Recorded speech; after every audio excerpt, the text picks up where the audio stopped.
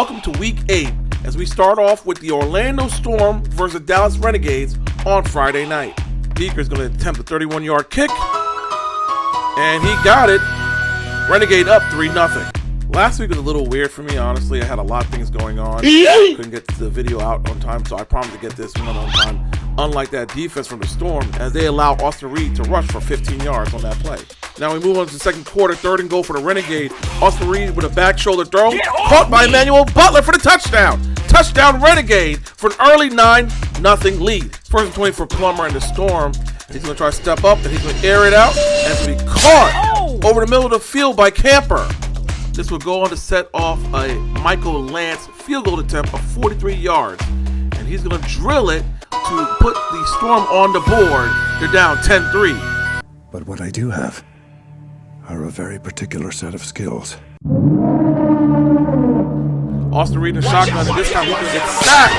A loss of 5 yards on that play. 2nd and goal, Jack Plummer decided he wanted to be like Thanos and do it himself. Touchdown to tie this game up at 10 apiece. Going into halftime. This could be a possible playoff preview. Now in the 3rd quarter, 3rd and 1 for the Storm. Plummer's going to fake the handoff here, and he has a convoy with him as he goes down the sideline. 50, 40, 30, 20. Can somebody catch him? I don't think so. He gets in for the score. Touchdown, Orlando Storm, to take a 16-10 lead early in the 3rd quarter. Game tied at 17, but Orlando said, let me have another, as Jayshon Corbin pushes through the pile and gets in for the touchdown. Touchdown Storm to take a 23-17 lead. Now in the 4th quarter here, KJ Hamler on the sweep action, and he's just going to outrun everyone and gets in for the touchdown. Touchdown Storm as, oh, look at that reaction by KJ Hamler. It doesn't matter what you think! Renegade down by 14. They need to make something happen here as Austin Reed roll out 2nd and 10 and fight his tight end for a nice pickup. And it's going to set up 1st and goal for the Renegades. Let's see if they can capitalize here. Now 4th and 6. Austin Reed in the shotgun. He's going to find his receiver in the back of the end zone. And that looks like it is an Emmanuel Butler touchdown. Touchdown, Renegade. The Renegade has a chance here to tie this game up as Austin Reed steps up the pocket. His pass is bobbled and intercepted. And I think that's going to be the ball game as Austin Reed's pass is intercepted. And Orlando will go on to win this game 31-24 to improve to 6-2. But not just that, they actually are the first team in the UFL to clinch a playoff spot.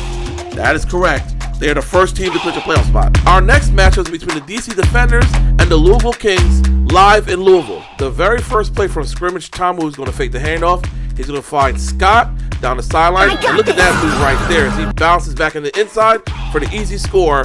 Touchdown DC on the first play of the game. It was at this moment he knew he fucked up. The crane kicked off. Hudson is set to receive. He gets the ball, and he's going to make a couple moves and bounces to the outside. And I think he's going to take this to the house. Yes, he will. He has no one but green grass. Touchdown Kings to tie this game up at 7 apiece. On the very next possession for the Defenders, Tamu's going to get picked off by Mayfield. And he's going to take this down the sideline. Can he get to the end zone? No.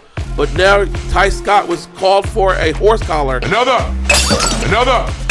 2 anothers? Anyway, 3rd and 16 for the DC Defenders. Tamu in the shotgun. His pass is going to get bobbled and intercepted. Intercepted and taken back to the DC 5-yard line.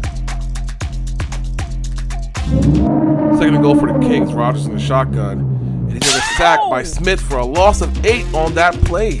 This will take it to 4th down, and the 28-yard field goal attempt by Brown is good to extend the lead by 6. You want to see me do it again? Tamu must have suffered an injury as Sanders is now the quarterback, and this time he's going to get sacked by none other than the sack leader, Cam Gill. 2nd and 21 for the Kings. Rodgers in the shotgun.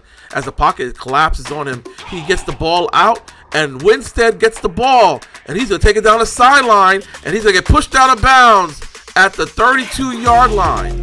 Pick up of 45 yards, which leads to a 60-yard field goal attempt by Brown, and he drills it to extend the Kings' lead 17-7. Remember, 60 points in the UFL counts as 4 points, as now we see a 51-yard field goal attempt by McCrane, and he drills it to cut this deficit down to 7. Handoff is not to Xavier Holiday, or Deion Jackson, but instead to Abram Smith as he spin moves and gets in for the touchdown. Touchdown defenders. With the extra point pending, this game is tied. 10 for the Kings. Rodgers in the shotgun, and this time he's going to find Lucky Jackson, and he gets pushed out of bounds at the 16-yard line. Sanders this time, 2nd and 8, is going to find Powell, and look at this one-handed catch. Wow. What concentration. Defenders are threatening. 1st and 10, handoff here to Xavier Holiday. Breaks a tackle and gets in for the touchdown. Touchdown DC to take the lead. Guess who? Former Jaguars and Jets running back James Robinson gets in for the touchdown. Touchdown Kings to retake the lead in the 4th quarter. And this is a back and forth kind of game. I really think defenders have a lot on their plate right now. Now we're going to see Sanders here, 2nd and 8, roll out. And this time he's going to get sacked. Help me! Help me! Now with less than 8 minutes left to go in the game, Rodgers is going to fake the handoff here. And he's going to find Winstead for 24 yards and a touchdown. Touchdown Kings. DC's moving the ball here, 2nd and 5. Sanders is going to pump fake. He's going to roll out. Try to extend the play a little bit. Throws it to the sideline. It's intercepted by Chambers at the Louisville 32. However, DC still has life with a few seconds left to go in the game. Handoff here is to Deion Jackson. He lunges forward and he gets in for the touchdown. However, they fall short and lose here 33-30 to fall to 5-3. Our next matchup is between the Houston Gamblers and the St. Louis Battlehawks in St. Louis. It was at this moment he knew. He fucked up. Rivers punt the ball. It's going to be picked up by Frisch, and he's going to just bounce it. And he's going to take it down the sideline, and he can take this the distance.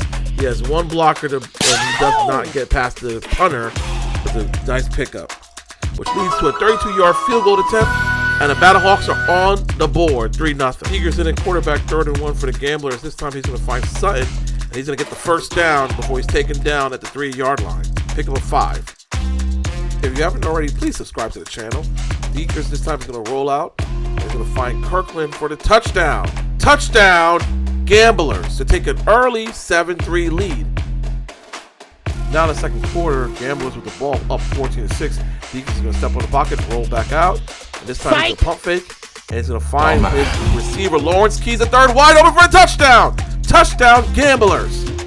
And with 21 seconds before halftime, Ahmed's going to kick a 25-yard field goal and drill it to cut the deficit. 2nd and 9 now with 51 seconds left to go in the 3rd quarter. Luis Perez's pass will get intercepted by Major Burns. Interception as Gamblers are dominating. Moving to the 4th quarter, Luis Perez is going to try to engineer a comeback as he hits Jackson. He makes a couple guys miss, bounces to the outside, and he's stripped from behind, but the ball falls out of bounds. 2nd and 6 now for the Battlehawks. Fake the handoff here. Pass to Neville, and he takes a hit, but gets in for the touchdown. Touchdown Battlehawks. With less than 2 minutes left to go in the game, Perez with the shotgun. He's going to find Pearson over the middle of the field, and he's going to make a couple moves and get stopped at the 26-yard line.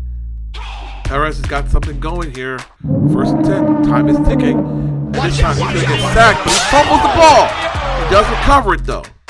Now with 13 seconds left to go in the game, Perez in the shotgun. This time he's going to find his receiver over the middle of the field. He stopped short at the 2-yard line, and they got to hurry if they want to get this play off. 5, 4, 3, 2. Can he get it off? 1. And game. That's game. He did not get the snap off in time. I don't know if he was aware, but the Battlehawks fall and lose this game. Our last matchup is between the Columbus Aviators and the Birmingham Stallions in Birmingham, Alabama. 3rd and 7 for the Stallions. Dorian Thompson-Robinson heaves the ball up, and this pass is intercepted by Miller at the 15-yard line. 3rd and 8 for Dorian Thompson-Robinson. This time he's going to get sacked, and he's going to fumble the ball. Somehow they recovered it. New kicker here is Jonah Dalmas is going to attempt a 48-yard field goal and drill it to put the Aviators up. McLennan, watch your back. You're about to get sacked. And he does get sacked. I mean, this game is really slow so far. 3-0 is the score now. And Dorian Thompson-Robinson, he's going to get sacked. Okay, can we get some offense?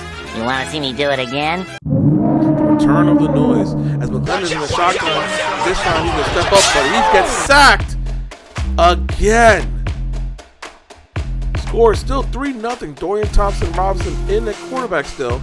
And this time he's going to air it out. Can he get a receiver? Wide open is Thomas for the touchdown. Finally, we got action. Like this motherfucker don't miss. Here's a 55-yard field goal attempt, and it's blocked. Picked up by the Stallions, and they're going to take this back the distance. This kicker's going to get rocked. Come on now, dog. Come on, man. Gilmore with the touchdown, and that's going to be the difference as the Stallions are going to win this game to go 4-4, while Columbus falls to 2-6, as we see a 4th-and-2 play that goes absolutely nowhere. Here's the stats so far through 8 weeks in the UFL, and I'll let you know right now, our picture's getting clearer. We have one team that clinched so far. We'll see you next week. Have a great week, everybody.